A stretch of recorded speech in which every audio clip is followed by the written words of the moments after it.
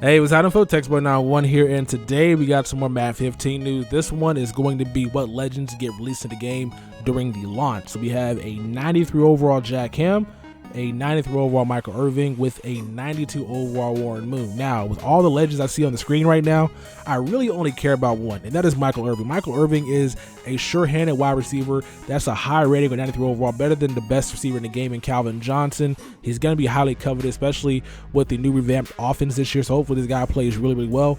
Now, with Warren Moon, I'm kind of mixed about, because they keep saying that pocket quarterbacks are going to be amazing in Madden 15, right? So if pocket quarterbacks are amazing, that means Warren Moon, who has a higher rating than Peyton Manning right now, should be a card that everybody wants to have, because this year it was horrible. If you put Warren Moon out of a pack, you're like, you know what, this card sucks. It's like 5,000 coins, 10,000 coins. You won't make any coin off of it.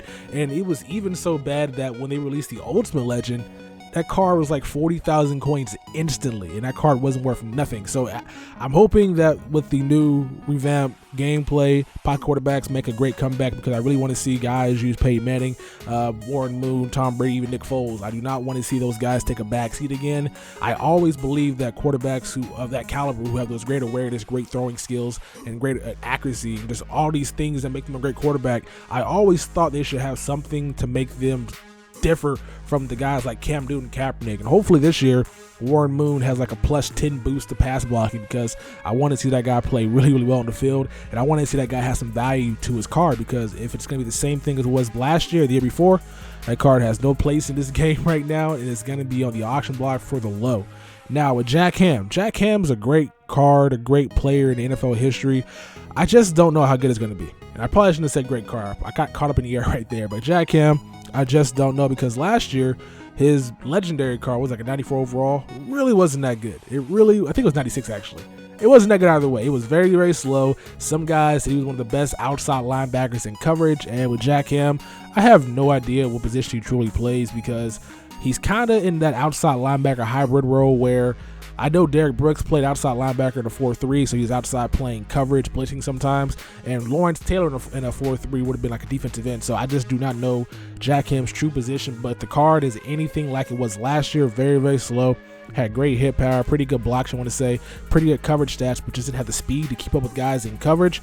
It's probably not going to be used, but since the game's going in the direction of low overalls, I think Jack Ham might be one of the better cards to pull when the game first comes out. So we will find out as soon as his attributes get released. But out of all three of these cards on the screen, I truly only care about Michael Irvin, because he's going to be a man on the field. He's better than the Calvin Johnson. He's higher overall than Richard Sherman. So this guy should play really, really well, and I can understand why that guy might be the most expensive legend in the game when it drops. Now, so far, we only received 3, plus the 94 overall, what is his name?